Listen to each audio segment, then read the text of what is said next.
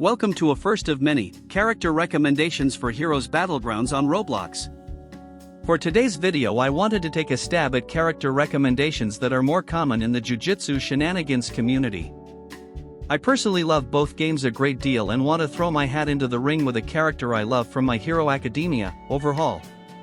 In the Discord server for Heroes Battlegrounds, there is a poll for when a new character is going to be made, which in the last one included Overhaul, All Might, All for One, and Shigaraki, which the latter one.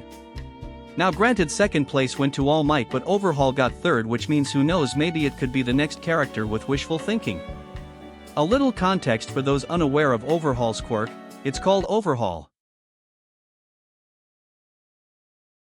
But it behaves like two quirks. If the user touches something, he can disassemble it to destroy it, but can use reassemble to bring it back. Using both causes him to be able to alter terrain or people from what it was previously. To begin, Overhaul or Mafia Boss passive is active when getting a finisher. This will cause him to absorb the body of the enemy, granting him 2 pairs of fleshy rock arms, similar to my hero when Overhaul assimilates with his underling.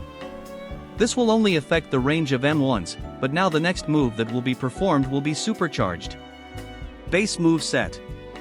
The first move is a combo starter / extender similar to Split Ice's 4th base move but without knockback.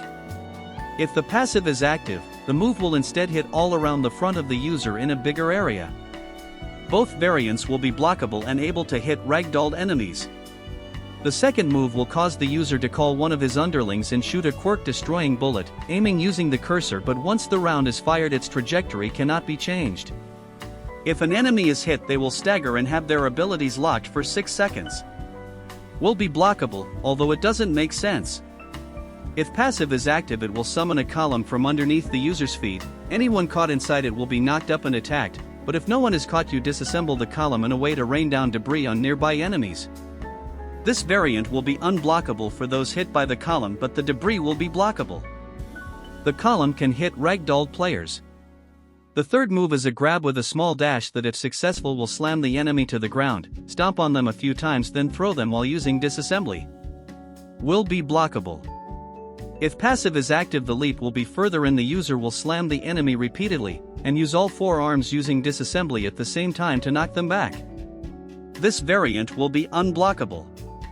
The fourth move is a counter named Transfusion, in which the user will brace for an attack and, if successful, use disassembly on the enemy and reassembly on yourself to heal a small amount of health. If passive, active will have stronger damage and better healing. Ultimate Disgust.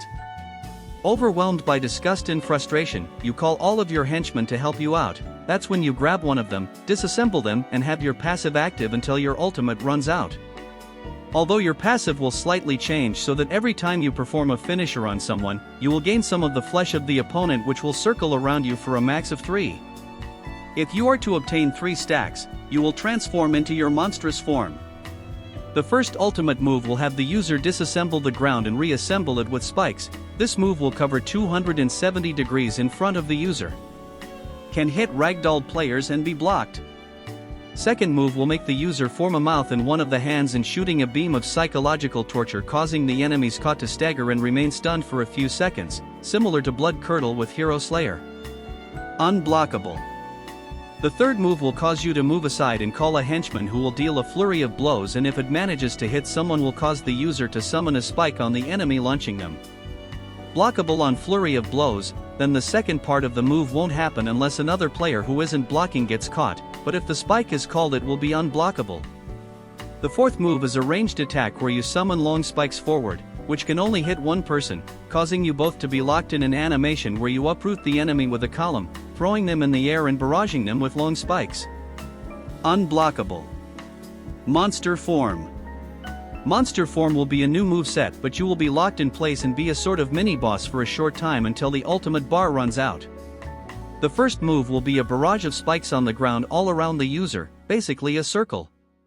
Anyone caught in it will be launched back. This move is unblockable and can hit ragdolled enemies. The second move will be an aimable long spike that targets an area in a circle. Unblockable, but will be a little hard to aim due to your size and cluttering on screen. Think of it as JJ's 10 Shadows and the reworked aiming of Max Elephant. The third move will have the user swing and slam its arms wildly in a frenzy all in front of him. If its initial attack manages to grab a player, that person will be stuck in your grasp for the remainder of the move, but the rest of the attack is blockable for the other enemies. The fourth move will cause you to break yourself apart into a smaller form with big arms and legs with a giant tornado of flesh sweeping up enemies. This will allow you to move around, but once the timer runs out you will resume your monster form. This allows for M1s but no dashes. The tornado on M1s can be blocked, but once you resume your monster form you will knock back enemies caught within its radius. That will do for this video, but I still have ideas for more characters.